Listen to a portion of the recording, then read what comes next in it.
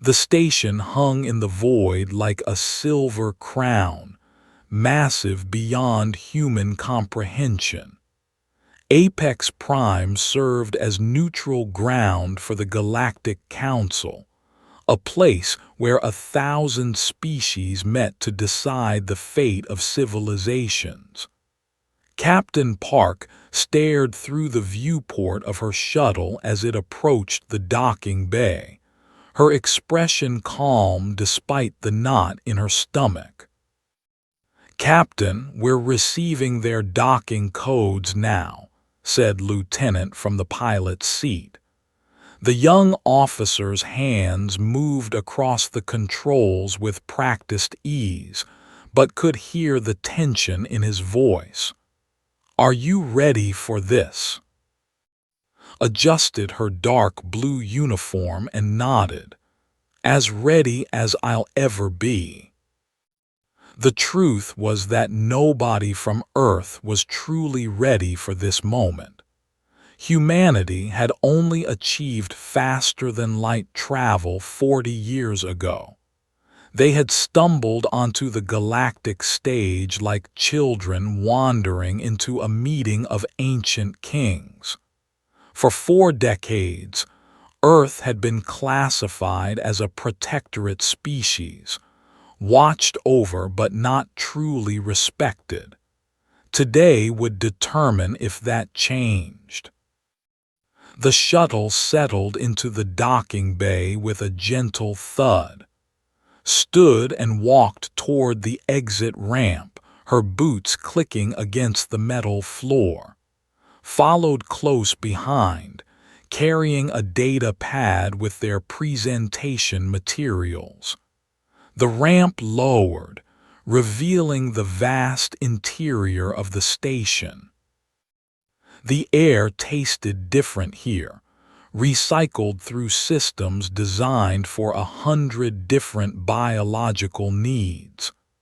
The gravity felt slightly wrong, calibrated to a standard that suited no one perfectly but everyone adequately.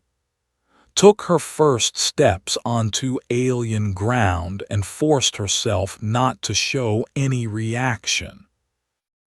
A delegation waited for them. At the front stood a towering figure that made breath catch despite her preparation.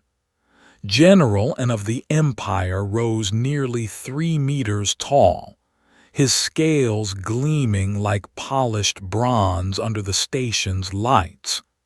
His eyes, vertical slits of brilliant gold, fixed on her with an expression she couldn't quite read. "The human representative," and said, his voice a deep rumble that vibrated through his chest. "How quaint that they send such a small one." Bowed her head slightly, a gesture of respect but not submission. "General N, thank you for receiving us." "I did not choose to receive you," the replied. "The Council requires your presence. There is a difference." He turned and began walking down the corridor, clearly expecting them to follow. Shot a worried glance, but she kept her face neutral. They followed the general through hallways that shifted and changed to accommodate different species. Some sections had higher ceilings for the bird-like. Others featured walls that glowed with patterns for the energy-based who perceived reality differently than solid beings. The council chamber was a circular room with a domed ceiling that displayed the stars outside. Representatives from dozens of species sat in specialized seating, arranged in concentric circles. At the center was a raised platform where speakers could address the assembly. The sheer diversity overwhelmed the senses. Beings of crystal, of metal, of living flame, of forms that hurt to look at directly, and led them to a small section marked for Earth's delegation. The seats were clearly added recently, squeezed between the cybernetic collective and a species that resembled floating jellyfish. As sat down, she noticed many eyes turning toward her. Some looked curious, most looked dismissive. The session began with formal protocols that took nearly an hour. A elder opened the proceedings, their translated voice echoing through the chamber. Various representatives gave reports on trade disputes, territorial agreements, and exploration rights. Listened carefully, learning the rhythms of galactic politics. Then came the moment she had been dreading. The Council will now address the matter of Earth's petition for full membership, the elder announced. The floor recognizes General and of the Empire, and rose to his full height and moved to the central platform with the grace of a predator. Honored members of the Council, he began, his voice carrying easily through the vast chamber. We gather to discuss whether humanity deserves to stand among us as equals. I submit that they do not. Murmurs rippled through the assembly, tensed beside, but she remained still. Consider the facts, and continued, warming to his subject. Humans have existed in space for barely 2 centuries. We have sailed between stars for 3,000 years. They have existed since before your son was born. What can these newcomers possibly offer us? He began packing the platform, his tail swishing behind him. Their bodies are fragile, they are brief. Their technology is primitive. Most critically, their biology is laughably inadequate for modern warfare. He paused for effect. I have reviewed their neural response times. A human requires 0.2 seconds to react to unexpected stimuli. A requires 0.05 seconds. A requires 0.02 seconds. They are quite literally too slow. More murmurs, some of them sounding like agreement. Felt's anger radiating from beside her but kept her own emotions locked away. She had expected this. Intelligence reports had warned her that and would oppose their membership vigorously. Furthermore, the general said, his voice taking on a mocking tone, humans require constant environmental controls. They cannot survive in our standard atmospheric mixes. They cannot tolerate our normal radiation levels.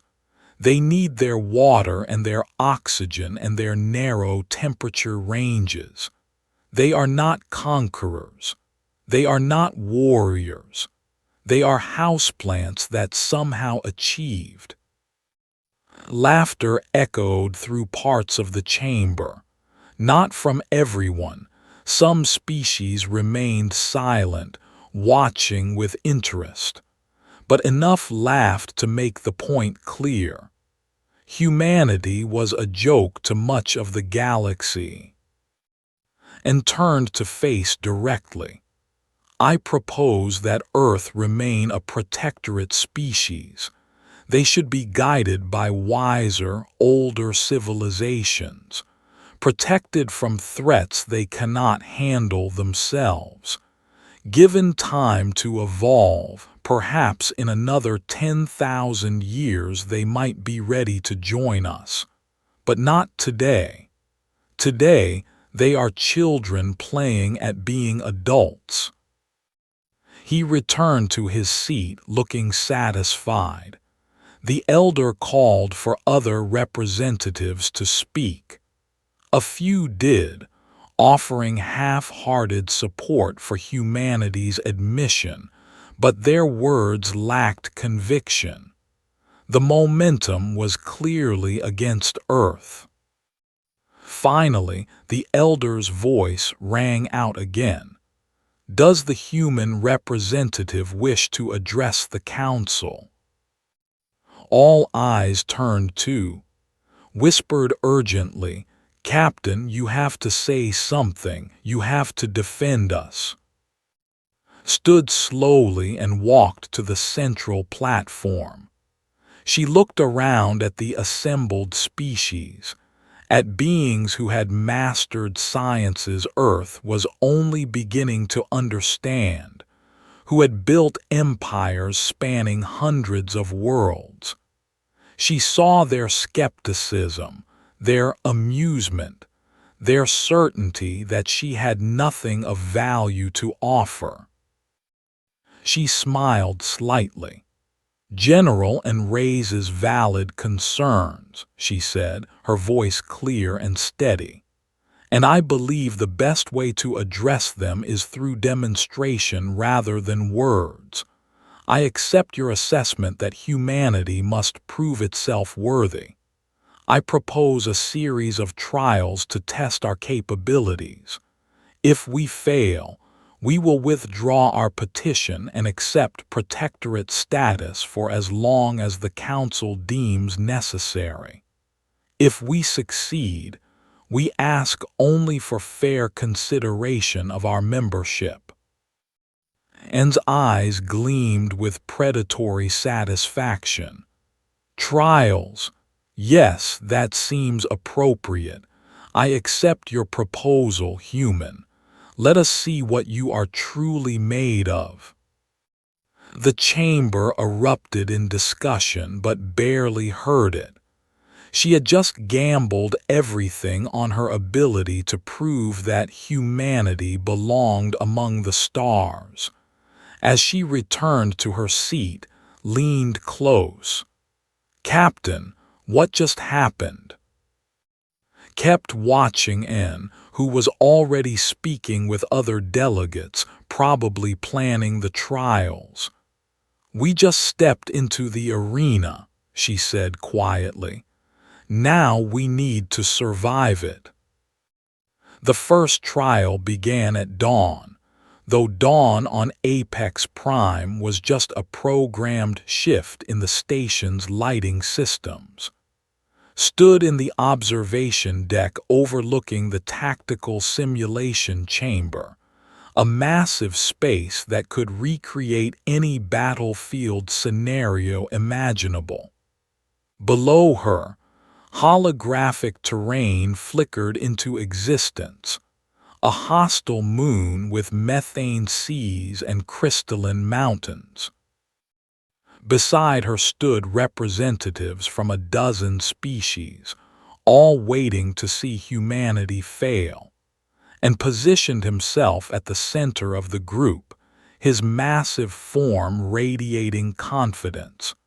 The scenario is simple, he announced. Your forces must capture and hold the central fortress against waves of enemy combatants. The simulation will adjust difficulty based on performance. Most species last 7 waves before being overwhelmed. Shall we see how far humans can go? Nodded to, who activated their communication link. Commander Minu, you're cleared to begin. Down in the simulation chamber, a team of 10 human soldiers materialized. Staff Sergeant Minu led them, a compact man in his 30s with scars on his hands from a dozen deployments. He surveyed the terrain through his helmet display and immediately began issuing orders. The first wave came fast, simulated enemy forces that moved with mechanical precision. The alien observers expected humans to adopt standard defensive formations, fortifying the fortress and repelling attacks through superior firepower. Instead, Minu did something unexpected. He divided his team into 3 groups and abandoned the fortress entirely. "What is he doing?" demanded an observer, their features clicking in confusion. "The objective is to hold the fortress." Said nothing, watching as Minu's team spread across the terrain. They moved in unpredictable patterns, using the crystalline mountains for cover, setting traps in the methane seas, turning the environment itself into a weapon. When the second wave came hunting for them, the humans struck from unexpected angles and vanished before reinforcements could arrive. The third wave adapted, splitting into smaller units to hunt the humans more effectively. Minu adapted faster, regrouping his forces and hitting the enemy command center while it was poorly defended. The fourth wave found itself leaderless and confused, easy prey for coordinated human ambushes. By the seventh wave, the simulation's enemy forces had grown desperate, throwing everything at the human positions. Minu's team was exhausted, low on ammunition, down to 6 soldiers. The aliens watching expected them to break. Instead, the humans did something none of them anticipated. They captured enemy weapons, used enemy tactics against them, and lured the final assault into a trap that collapsed an entire crystal formation on top of the attack force.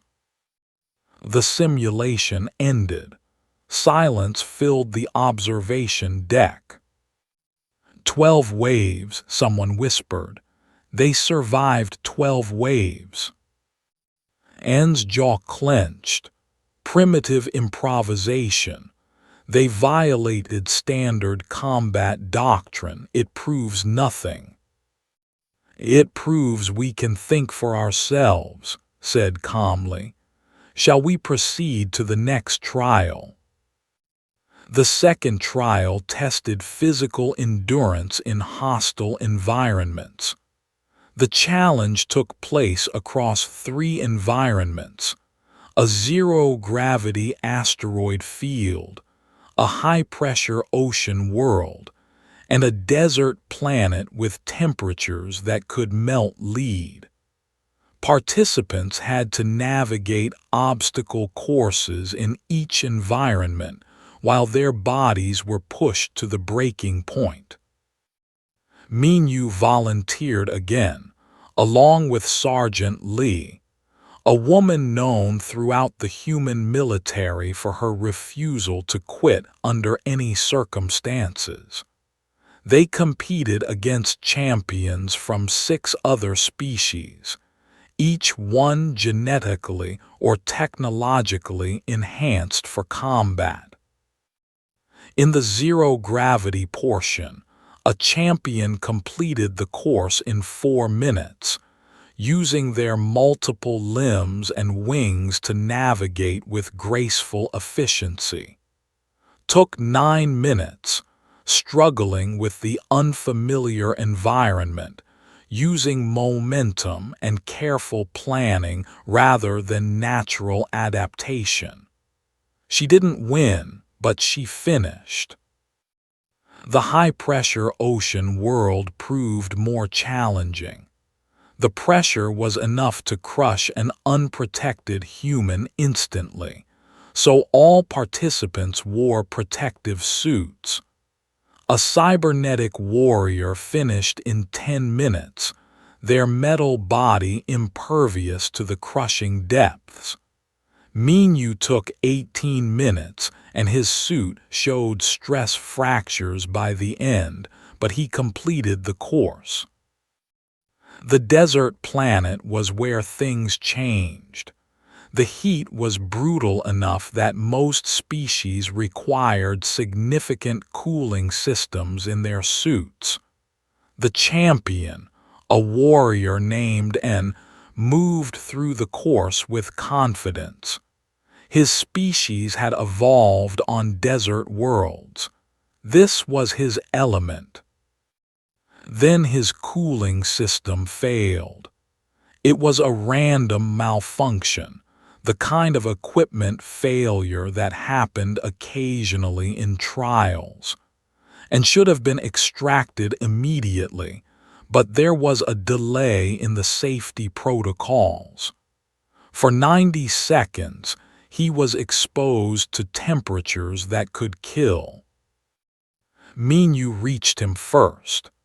The human soldier grabbed the who outweighed him by nearly 70 kilograms and dragged him toward shade.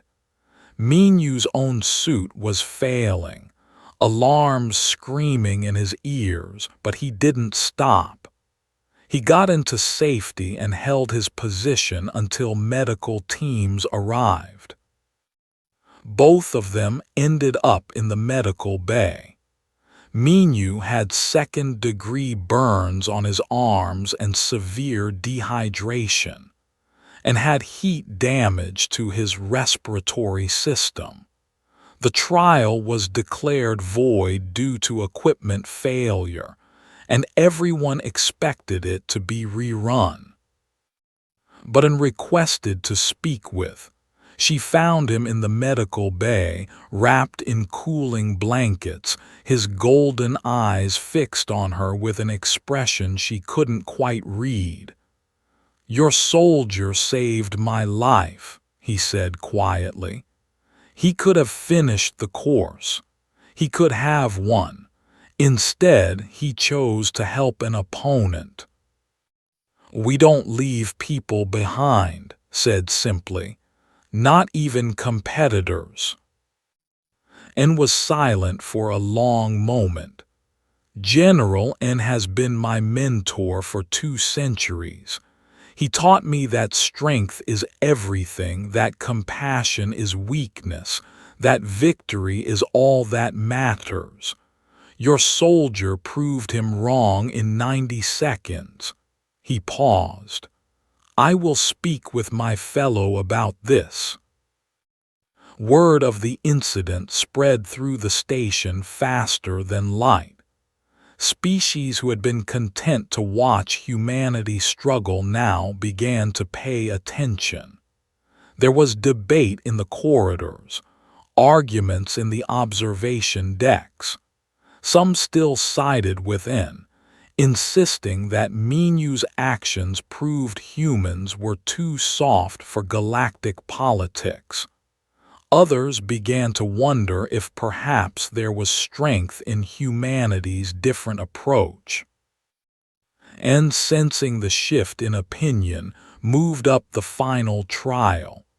He announced it that evening, his voice booming through the station's communication system. "Tomorrow, we will conduct the reflex trial. This is the ultimate test of combat readiness. Participants must evade or deflect hypersonic projectiles fired by autonomous drones. The human Captain Park has agreed to participate personally." Found in her quarters. "Captain, you don't have to do this. We've already proven ourselves. Let someone else." "No," interrupted gently. "This is what everything has been building toward, and wants to prove that humans are too slow, too weak, too inferior to stand among them. If I refuse, he wins. If I fail, he wins. So I can't refuse and I can't fail." "Those projectiles move at Mach 15, said desperately. "Nothing biological can dodge them, even and needs cybernetic neural enhancement to succeed." Smiled. "Then it's a good thing I'm not planning to dodge them." The next morning arrived too quickly. Walked to the combat range with steady steps, aware of every eye upon her. The gallery was packed with representatives from hundreds of species, all come to witness the moment humanity's ambitions died, and waited on the range floor looking satisfied. "The human captain has chosen to face the trial alone," he announced to the crowd. "How brave, how foolish." He gestured to the drones hovering at the edges of the range. "The projectiles are non-lethal but will register as fatal hits upon impact.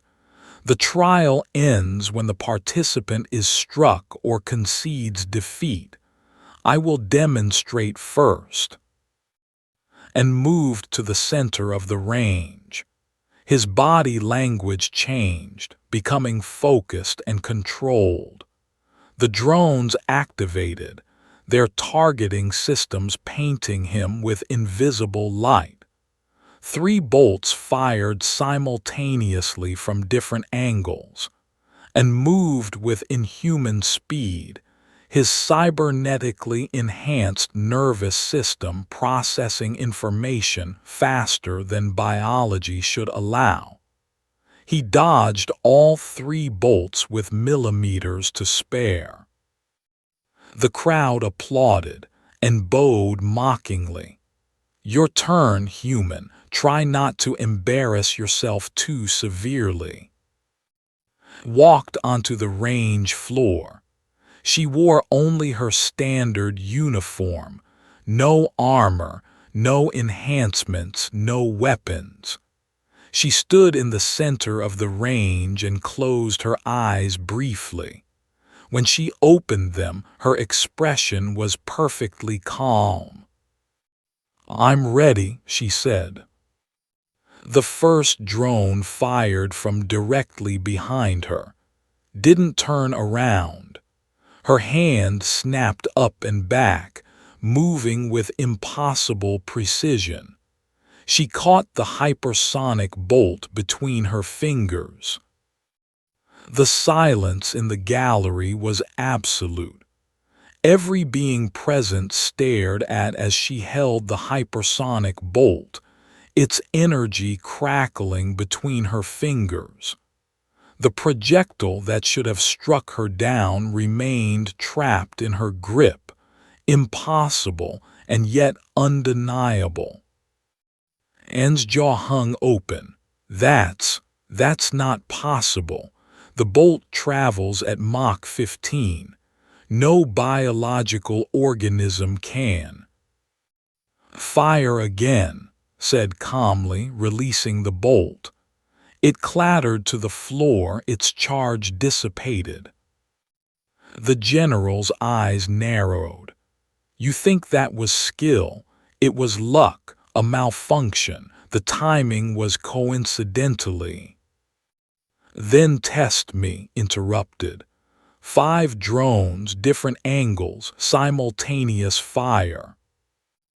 Anne's pride wouldn't let him refuse. He programmed the sequence himself, ensuring maximum difficulty. 5 drones positioned themselves around in a pentagonal formation, their targeting systems locked on. The entire gallery held its breath. The drones fired. Moved like water flowing downhill, her body shifting through positions that seemed to defy anatomy. Her left hand caught a bolt from her 2 o'clock position. Her right foot came up and deflected another bolt from behind, redirecting it harmlessly into the ceiling. She twisted sideways, and a third bolt passed millimeters from her shoulder. Her right hand snapped out to catch the fourth bolt. The fifth one came at her head from directly overhead. She dropped into a crouch and caught it behind her back without looking.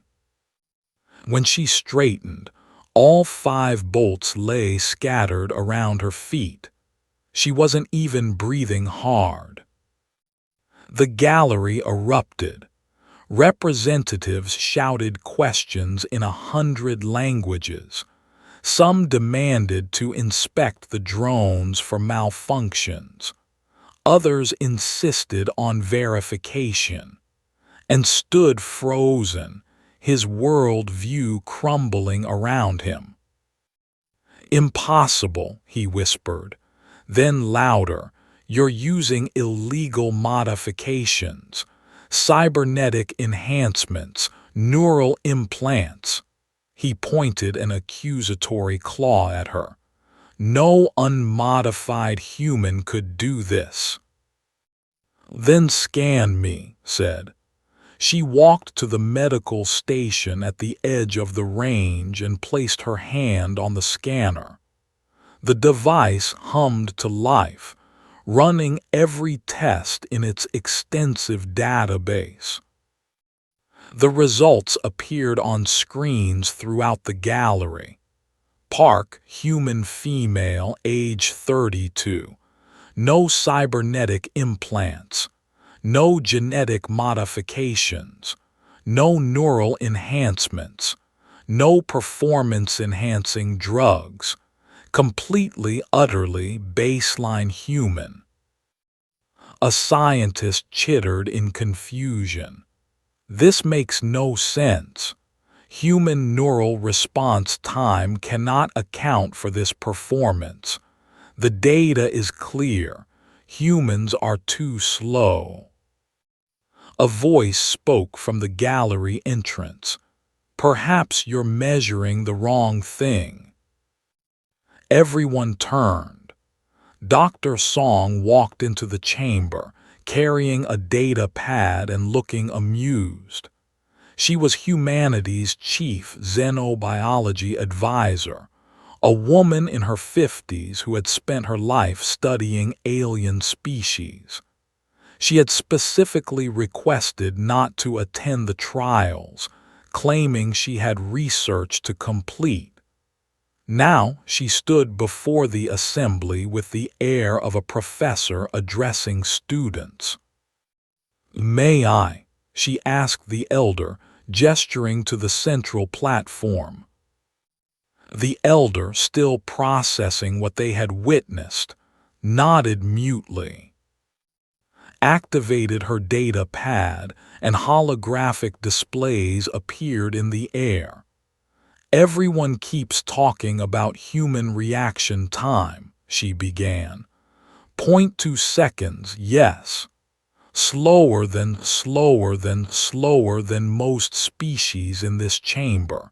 That data is correct." And made a triumphant gesture. "You see," she admits. "I admit that you're measuring the wrong variable," interrupted pleasantly. "Reaction time measures how fast you respond after a stimulus occurs. But Captain Park didn't react to the bolts. She predicted them." She pulled up footage of performance, slowing it down frame by frame. "Watch carefully. See how she moves 0.08 seconds before each drone fires. She's not responding to the bolt. She's responding to the drone's positioning, its power fluctuations, the subtle sounds of its targeting system locking on. She's reading the entire environment and calculating probability vectors." A representative spoke, their mechanical voice skeptical. "Probability calculation of that speed requires computational power beyond biology. Beyond your biology, corrected gently. Let me tell you about Earth. Our planet was and remains extraordinarily dangerous. We didn't evolve as apex predators. We were prey animals who became predators through pure stubbornness. She brought up images of Earth's ecosystem. Humans evolved in an environment filled with things trying to eat us. Big cats that could strike from hiding. Snakes that blended with their surroundings. Pack hunters that could outlast us. Poisonous insects. Aggressive megafauna.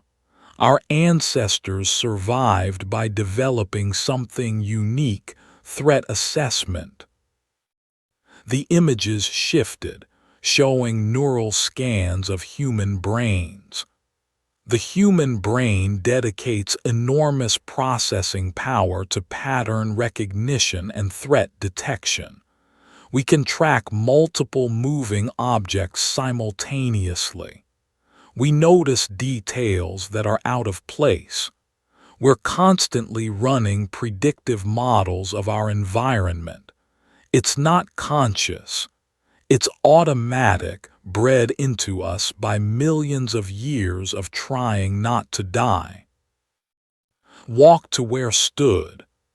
Captain Park isn't faster than you. She's more aware. When she walked onto this range, her brain immediately cataloged every drone, calculated their optimal firing positions, predicted their attack patterns based on standard automated targeting behaviors. By the time they fired, she knew where the bolts would be. A representative pulsed with color, their form of speech. The translator rendered it. This seems like a significant advantage. Why didn't humans mention this capability before? Answered this time. Because we didn't realize it was special. To us, this is normal. We assumed every species could do it. And finally found his voice.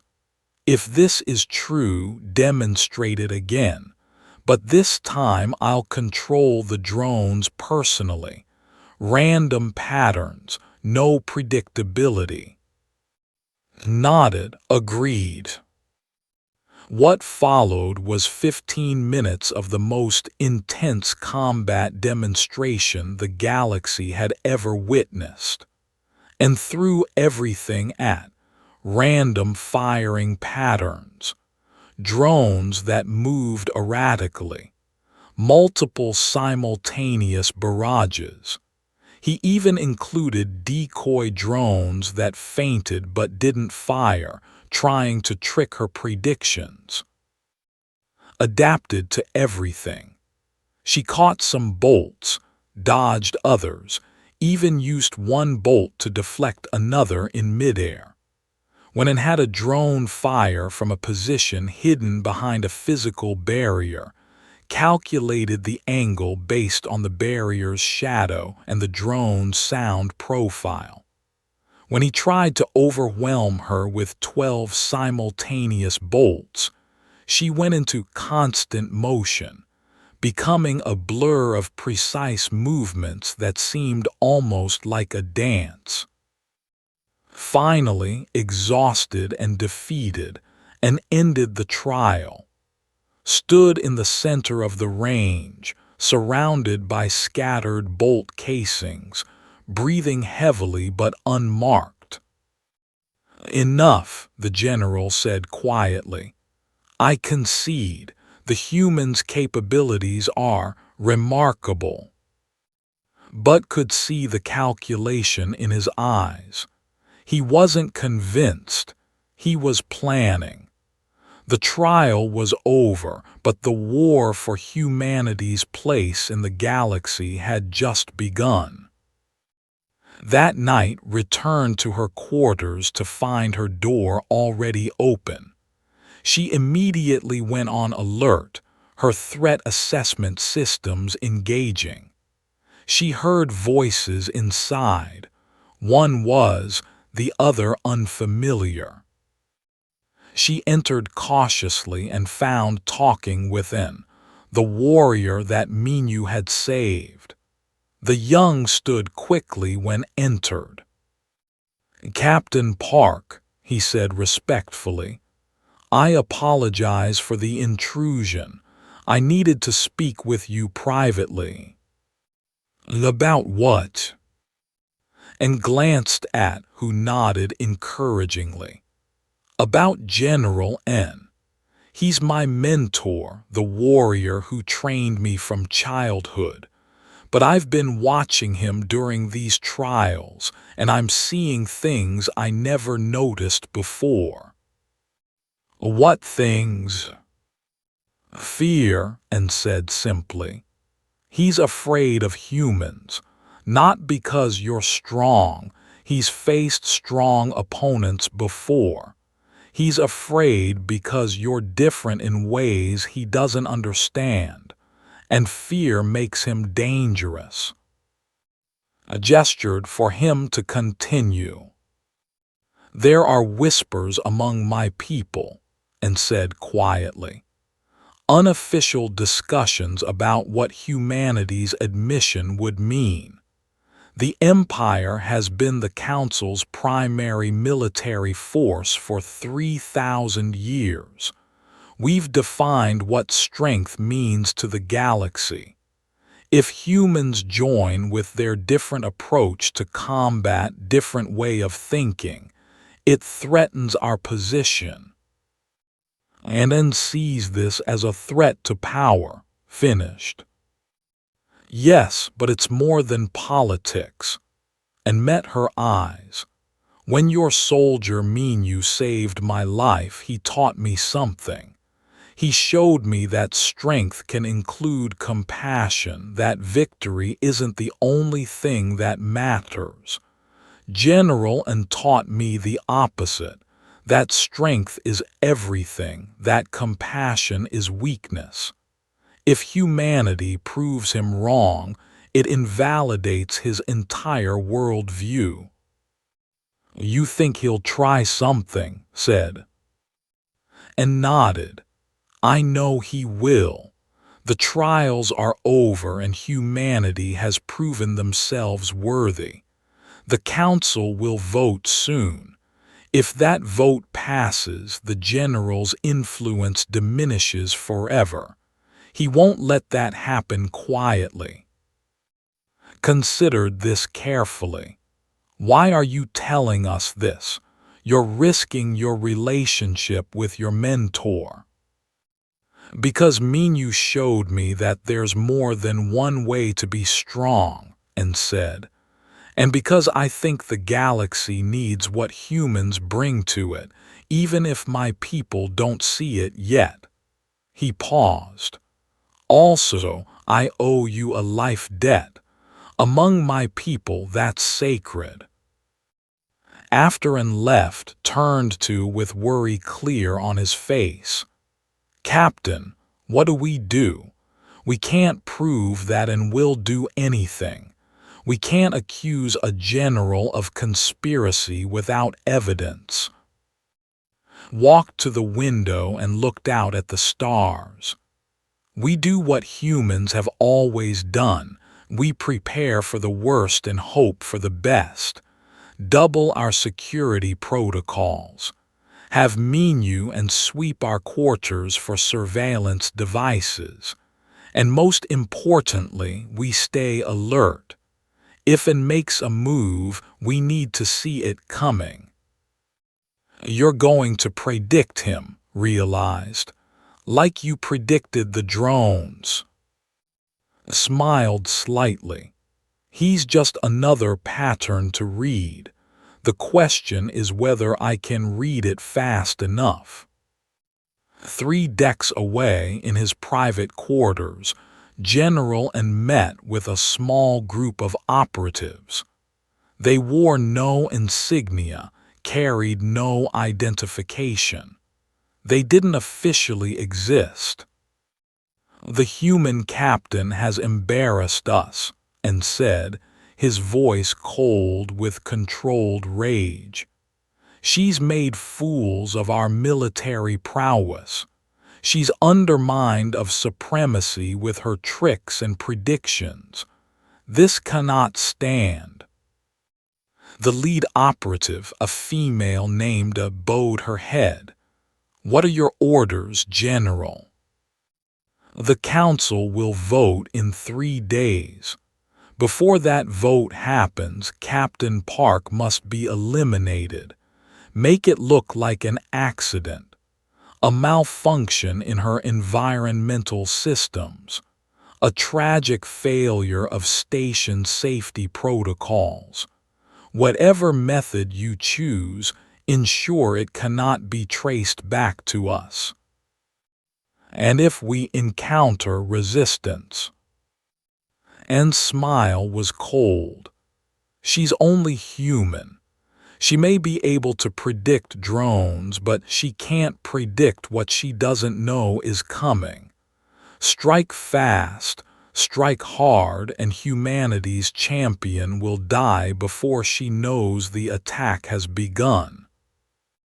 The operatives left to prepare, and remained in his quarters staring at recordings of his performance in the trials. He watched her catch bolts, dodge attacks, move with impossible awareness. Part of him recognized the beauty of it, the skill, the uniqueness. But a larger part of him saw only a threat. And threats, in the worldview that had sustained him for 2 centuries, had only one solution: elimination. The attack came at 300 station time, when most of the human delegation was asleep, wasn't sleeping. She sat in her quarters reviewing reports, her mind still processing the events of the past days, when she heard the faint whisper of movement in the corridor outside. Every instinct she had screamed danger. She pressed the silent alarm that would alert the security team, then positioned herself behind her desk. The door was reinforced, but she knew it wouldn't stop a determined assault. She had maybe 30 seconds. She used the time to read the environment. The footsteps were too light, too controlled for standard station patrol. There were at least 4 of them moving in practiced formation. They weren't trying to be completely silent. They were confident enough not to care. That told her everything. Professionals, based on the weight distribution and gait pattern. Armed, certainly, and they were here for her. The door exploded inward, not with explosives. That would have triggered alarms throughout the station. Instead, it simply fell apart, its electronic locks and structural supports somehow disabled simultaneously. Through the smoke stepped 4 operatives wearing active camouflage that made them shimmer like heat mirages. The lead operative spoke, her voice filtered through a helmet. "Captain Park, General, and sends his regards." "I'm sure he does," said calmly. She hadn't moved from behind her desk. "You're a 3rd Elite Operative Division. I read your file. 47 successful missions, 0 failures. Impressive record." The operative's posture shifted slightly, surprise at being recognized. "You're well informed. It won't save you." "Probably not," agreed.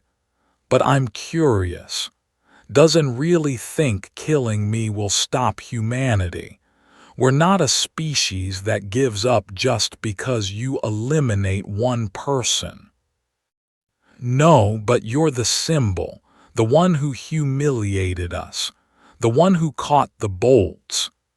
A's weapon powered up, a hypersonic pistol designed to punch through reinforced armor.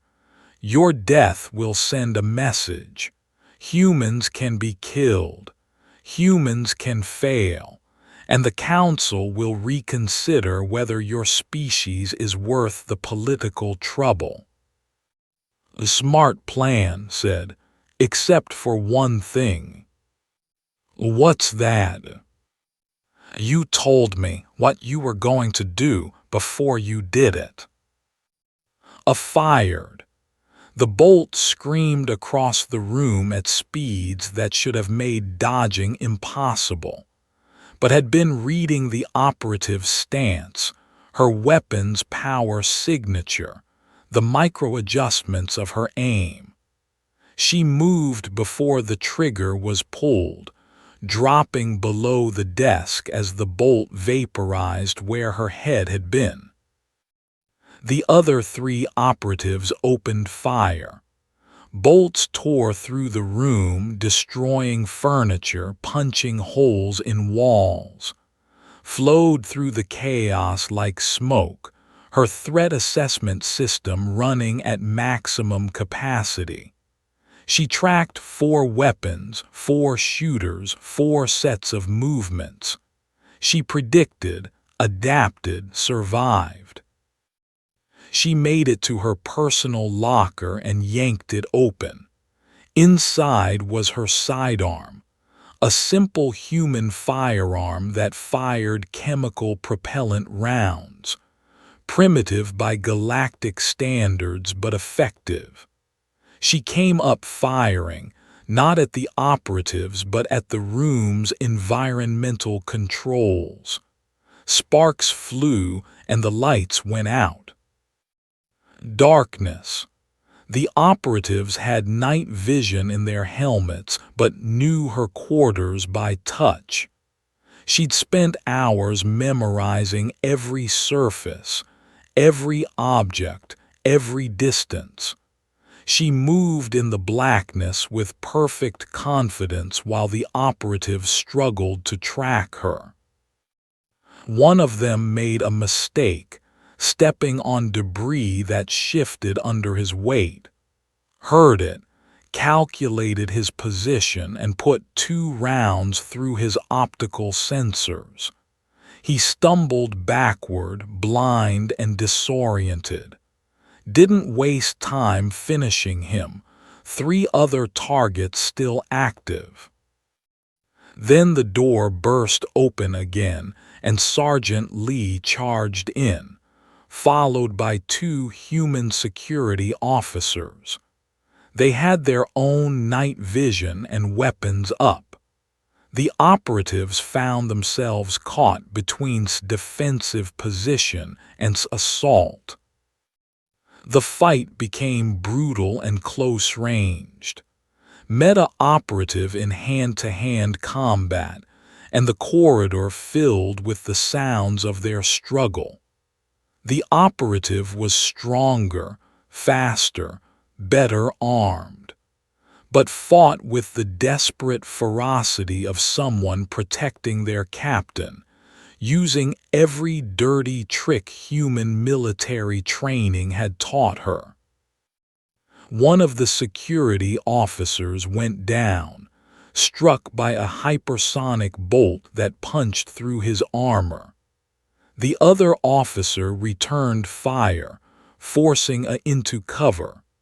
Used the distraction to flank another operative, catching him by surprise and disabling his weapon arm with precise shots. The tide was turning. They realized their ambush had failed and began a fighting withdrawal. But they had underestimated human stubbornness. Wouldn't let her opponent disengage, tackling him and bringing him down in a tangle of limbs and desperation. A made a decision. She threw a device into the center of the room, designed for sensory spectrums. It detonated with blinding light and deafening sound. Under the cover of the chaos, the remaining operatives grabbed their wounded and fled. When station security finally arrived 3 minutes later, they found quarters destroyed, one human security officer seriously wounded, and one operative in custody. Had held onto her captive even while half-blind and deaf from the operative they captured was the one had tackled. His name was, and he was barely conscious from the beating had delivered. Knelt beside him as medical teams worked on the injured security officer. "Who gave the order?" she asked quietly. Glared at her with defiant eyes. "You know who, but you can't prove it." "Maybe not legally," admitted. "But I don't need legal proof. I just need the council to know what happened here tonight." Within an hour, representatives from every major species had gathered in an emergency session. Stood before them, her uniform scorched and torn, her face showing the cuts and bruises from the attack. Beside her, supported the injured security officer, a man named who insisted on being present despite his wounds, and sat in his delegation area, his expression carefully neutral, but could see the calculation in his eyes, the preparation of denials and alibis. The elder spoke first. "Captain Park, you accuse General and of ordering an assassination attempt. These are serious charges. What evidence do you offer?" Gestured to who was being held in a containment field. "We have one of the operatives in custody. He's confirmed that General and gave the order." And stood smoothly. "The prisoner is lying to save himself. These operatives were rogue elements acting without authorization. I had no knowledge of their plans." "Of course you'd say that," said angrily. He had arrived during the fight's aftermath and looked furious. "You tried to kill our captain because she proved you wrong." "I tried nothing," and said coldly. "You have an injured prisoner making desperate accusations. You have no physical evidence linking me to the attack. This is a transparent attempt to discredit me before the membership vote." The chamber erupted in arguments. Some species believed, others sided with N. The delegation demanded the prisoner be released to their custody. The human delegation demanded a full investigation. Then a voice cut through the chaos. "Perhaps I can help clarify matters," and stepped forward from the gallery. The young warrior looked uncomfortable but determined. "Honored counsel, I can provide testimony." Anne's eyes widened. "And what are you doing?" "What I should have done days ago, General," and bowed to the council. "I was present when General and discussed plans for eliminating Captain Park. I heard him order the attack. I said nothing because he was my mentor, the warrior who raised me. but I can't stay silent about attempted murder. You're lying," and snarled. "You're betraying your own people for these humans. They've corrupted you with their soft philosophies." "No, General. They've shown me that there's more to strength than domination, more to honor than victory," and met the older's gaze without flinching. "I'm not betraying my people. I'm trying to save us from becoming something shameful." The ambassador rose from his seat. He was an older, his scales graying with age, his eyes heavy with centuries of diplomatic experience. He looked at Anne with profound disappointment. "General," said quietly, "is this true? Did you order an assassination attempt on a visiting delegate?" And remained silent, his jaw clenched. "Your silence speaks volumes," continued. "You have brought shame upon our entire species. In trying to preserve honor, you've destroyed it." He turned to the council. "On behalf of the Empire, I offer full cooperation with any investigation, General, and will be stripped of rank and authority immediately. If evidence confirms these accusations, he will face trial under council law." Security forces moved to detain N. The general didn't resist, but his eyes remained fixed on. "You think this changes anything?" he asked. "You think the galaxy will accept you just because you survived one night? Humanity is still weak, still fragile, still inferior." Met his gaze calmly. "Maybe we are inferior in some ways. We're slower than you, weaker than you. We don't live as long, but we're still here, General, and we're not going anywhere."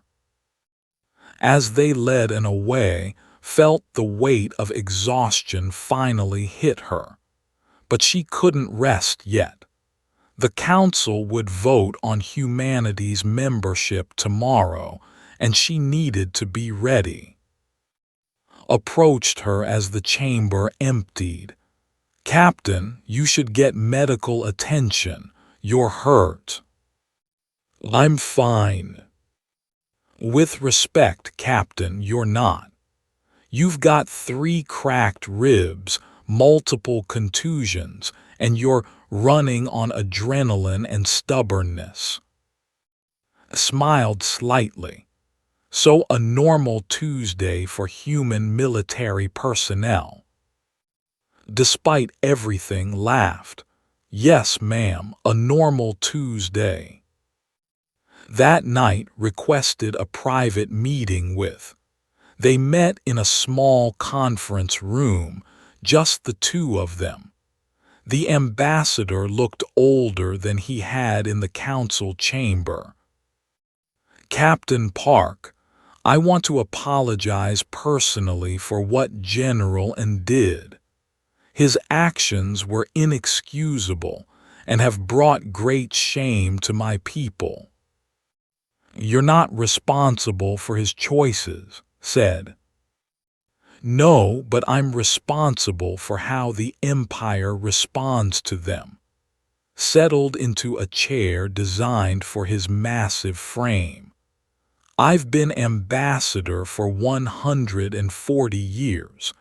I've seen empires rise and fall, species come and go. And I've watched my own people become complacent, certain of our superiority." He looked at with tired eyes. "N is not an aberration, he's a symptom. Too many believe as he does, that strength is everything, that compassion is weakness, that might makes right. Your arrival has challenged those beliefs, and we don't know how to respond." "What do you want from humanity?" asked. "Patience," said simply. "Not all of us are like N. Some of us recognize that the galaxy is changing, that the old ways may not serve us anymore. But change is hard, especially for a species as long-lived as ours. Give us time to adapt. Consider this.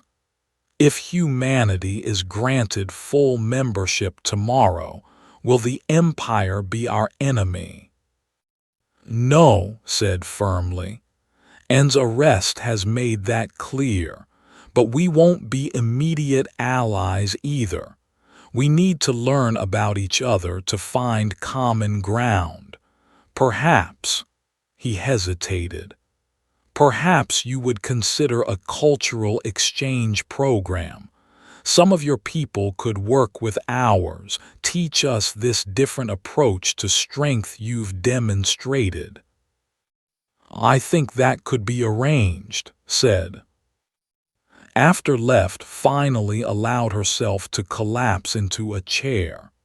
Her body ached, her ribs screamed with every breath, and she was so tired she could barely think straight. But she had survived. Humanity had survived. Tomorrow, the council would vote. And whatever happened, the galaxy would never see humans quite the same way again. The council chamber was packed to capacity. Representatives from over 300 species filled every available seat, and thousands more watched via holographic projection from across the galaxy. The vote on humanity's full membership had become the most anticipated political event in decades. Sat in the human delegation area, flanked by Anne. Her ribs were wrapped in medical bandaging that restricted her breathing slightly. The doctors had wanted her to stay in medical bay, but she'd refused. This moment was too important to miss. The elder called the chamber to order. Their form pulsed with solemn colors as their translated voice echoed. "We gather today to vote on Earth's petition for full membership in the Galactic Council. Before we begin, Captain Park has requested to address the Assembly. The floor is yours, Captain." Stood carefully, trying not to show how much it hurt. She walked to the central platform and looked out at the sea of alien faces. Some were friendly, some were skeptical, many were simply curious. "Honored members of the Council," she began, her voice steady.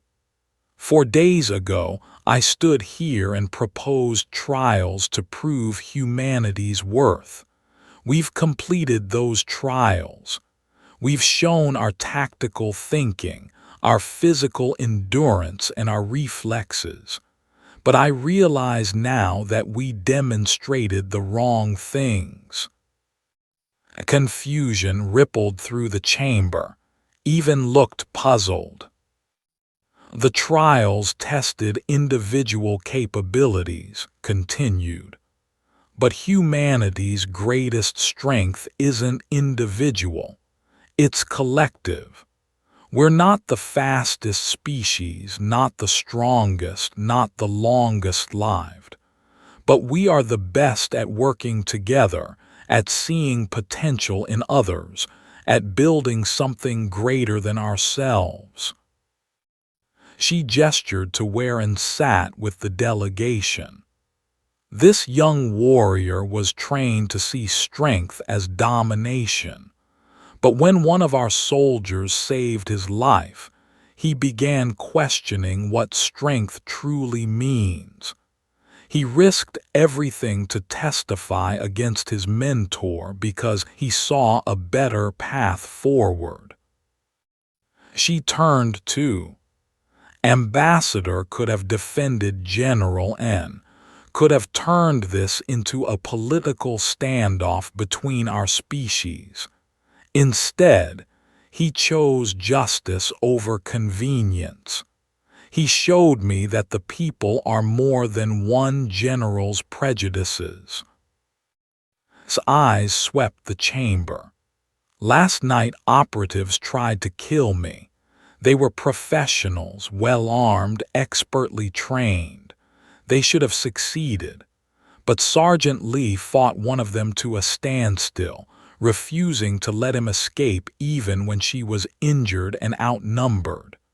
Security officer took a bolt meant for me and still insisted on being present for today's vote.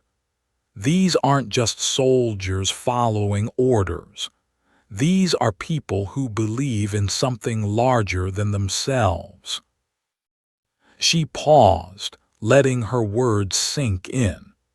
Humanity doesn't ask to join the council because we think we're superior. We ask to join because we think we can contribute something valuable. We've spent our entire history fighting each other, learning hard lessons about cooperation and conflict. We've made every mistake a species can make, and we've survived by learning from those mistakes. A representative spoke up, their clicking voice translated. What exactly do you believe humanity can contribute that we cannot achieve ourselves? A different perspective, answered. Every species here sees the galaxy through their own evolutionary lens. Value strength because they evolved as apex predators. Value cooperation because you evolved as hive organisms. Value stability because you exist for millions of years. These are all valid perspectives, all valuable, but they're not complete. She smiled slightly. Humans evolved as weak prey animals who refused to accept their position. We learned to hunt things bigger than us. We learned to survive in every environment on our planet.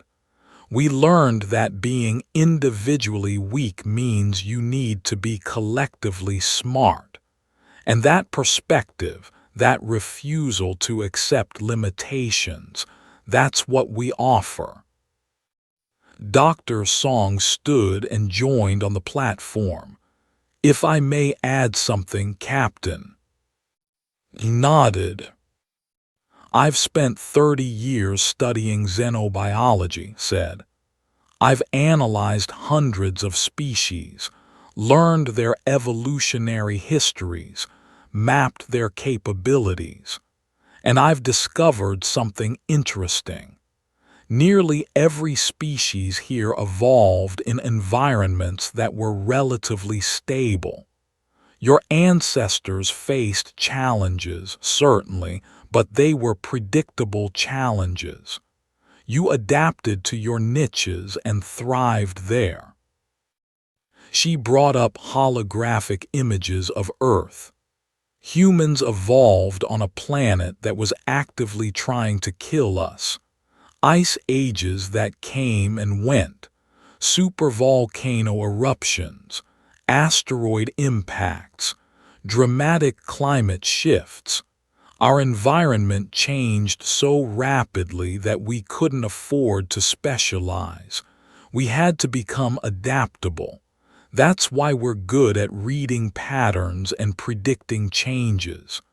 Our ancestors who couldn't adapt died. A representative spoke, their mechanical voice curious. You're suggesting that humanity's evolutionary instability makes them valuable. Exactly, confirmed. The galaxy is entering a period of change. New technologies, new discoveries, new challenges. Species that evolved for stable environments may struggle to adapt quickly enough. Humans won't. We're built for chaos. We're built for rapid change. We're built to see opportunities where others see only danger. The chamber buzzed with discussion. Could see delegates conferring with their advisors, processing this new framework for understanding humanity. Then stood, "Honored Council, the Empire wishes to make a statement." He waited for silence before continuing. "We have opposed humanity's membership from the beginning. We believed they were too young, too weak, too inexperienced." General and embodied those beliefs, and his actions have shown us where such thinking leads. The old ambassador's voice grew stronger. "But Captain Park and her people have taught us something important. They've shown us that strength without wisdom is dangerous. That power without compassion is hollow. The Empire formally withdraws its opposition to human membership. Furthermore, we propose a joint military training initiative where our warriors can learn from human tactical approaches and humans can learn from our combat experience." A elder stood next. "The collective also supports human membership. We see value in their different perspective on cooperation and problem solving. We propose a scientific exchange program." One by one, species representatives stood to voice their support. Some offered formal alliances. Others suggested collaborative projects. The tide had turned decisively. The elder let the statements continue for nearly an hour before calling for the formal vote. The question before the council is whether to grant Earth full membership status with all associated rights and responsibilities. Vote now. The chamber's displays lit up with voting markers. Green for yes, red for no, yellow for abstain. Watched the counts climb, her heart pounding. She'd known the vote would be close, but seeing it happen in real time made it visceral. Green numbers climbed. 200, 250, 300.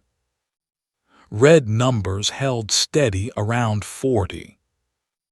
Yellow abstentions numbered about 20. The final tally appeared. 312 in favor, 42 opposed, 26 abstaining. "The motion passes," the elder announced. "Effective immediately, Earth is granted full membership in the Galactic Council. Captain Park, please approach." Walked forward, barely believing this was real. The elder produced a small crystal device that glowed with inner light. "This is the sigil of membership. It grants you access to council facilities, databases, and resources. It represents your species' voice in galactic affairs. Accept it with the understanding that membership brings both privileges and obligations." Took the crystal, feeling its weight. It was surprisingly heavy. "On behalf of humanity, I accept. We won't let you down." "See that you don't," the elder said, but their colors showed warmth. The chamber erupted in applause, clicking, humming, pulsing, and other sounds that represented approval across hundreds of species. Was crying openly. Looked stunned. The rest of the human delegation was cheering. But's attention was caught by something else. A holographic message appeared in her vision, private channel. It was from Admiral, currently commanding Earth's defense fleet in the solar system. Captain, priority alert. Long-range sensors have detected an anomaly in Sector 7. Unknown signatures moving fast toward Council space. ETA 48 hours. They're not broadcasting any identification codes. Recommend you inform the Council immediately. This expression must have changed because stopped celebrating and moved to her side. Captain, what's wrong? We've got incoming, said quietly. She turned to the elder. Honored elder, I apologize for interrupting the celebrations, but I've just received a priority military alert. Unknown vessels approaching Council space. Large formation, no identification, potentially hostile intent. The chamber went silent. Species that had been celebrating moments before now looked concerned. The elder's colors shifted to show alarm. Details, Captain. Shared data. The holographic display showed sensor readings. At least 30 vessels of unknown configuration, moving in coordinated formation, heading directly toward the Council's core systems. A military advisor ran quick calculations. Those energy signatures are massive. If they're hostile, Council defense forces will need at least 72 hours to mobilize a proper response. We don't have 72 hours, said. We have 48. Stepped forward. The Empire can deploy battle groups within 36 hours, but we'll be outnumbered if these readings are accurate. Swarm ships can reach intercept positions in 40 hours, the elder added. But we need more information about what we're facing.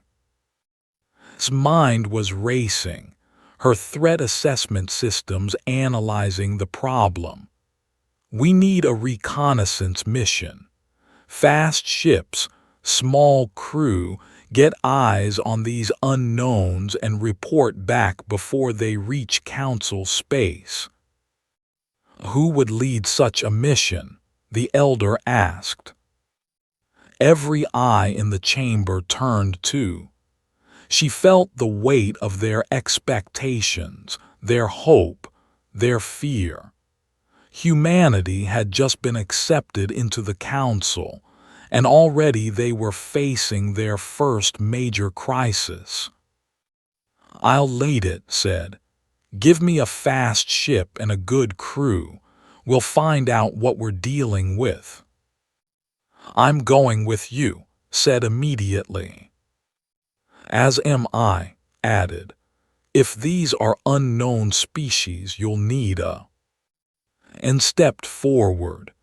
The Empire offers my services. I know military technology and tactics. I can help. Pushed through the crowd, still bandaged from the previous night's fight. Captain needs security. I volunteer. One by one, representatives from different species offered personnel. A navigator, a sensor specialist, a communications expert, Within minutes, had a multi-species crew volunteering for what might be a suicide mission. The elder watched this with interest. "Captain Park, you've been a council member for less than an hour and you've already assembled a coalition fleet. That may be a record." Smiled despite the tension. "We humans move fast when we need to. It's a survival trait." "Then go," the elder said. "Find out what's coming, and may the stars guide you safely back." 2 hours later stood on the bridge of the Artemis, a human scout ship that had been hastily modified to accommodate multi-species crew. Sat at tactical, worked at science station, and manned weapons, commanded the small security team. The navigator, a being named Nexus 7, had integrated directly with the ship's navigation systems. The specialist monitored sensors with compound eyes that could process multiple data streams simultaneously. "All stations report ready," announced. Settled into the captain's chair. It felt right somehow. This strange collection of species from different worlds, different philosophies, different evolutionary paths, all working together toward a common goal.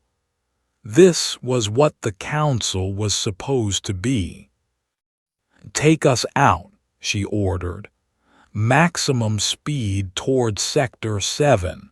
Let's go introduce ourselves to our new visitors." The Artemis broke away from Apex Prime and jumped to faster-than-light speeds. Behind them, the Council scrambled to prepare defenses. Ahead of them, unknown forces approached with unknown intentions. Looked around at her crew, human and alien working side by side.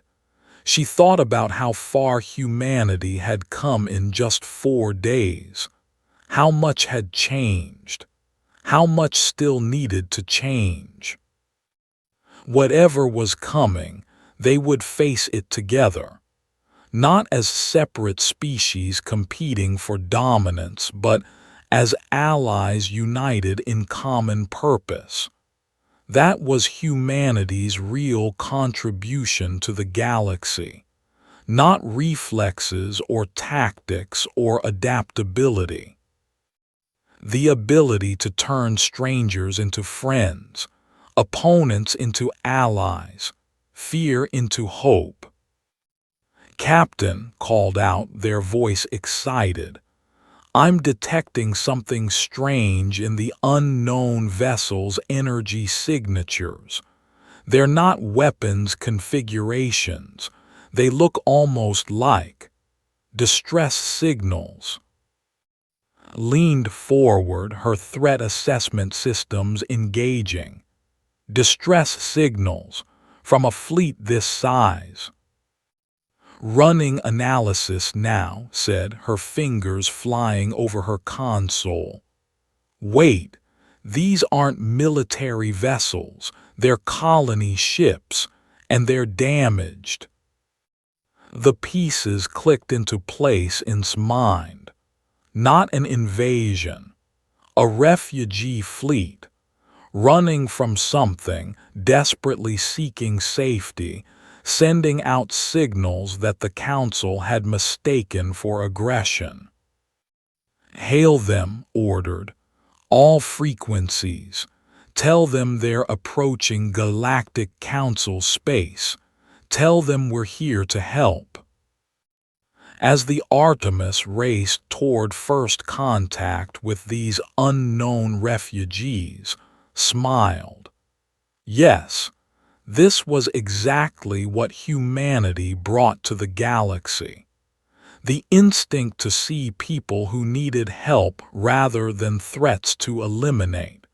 the willingness to extend a hand before raising a fist, the ability to catch what others never saw coming, and the wisdom to know that sometimes the thing coming toward you isn't a weapon at all. Sometimes it's just someone who needs a home. The galaxy was about to learn what humanity had always known. That strength isn't just about how hard you can fight. It's about who you choose to fight for. And humanity chose everyone.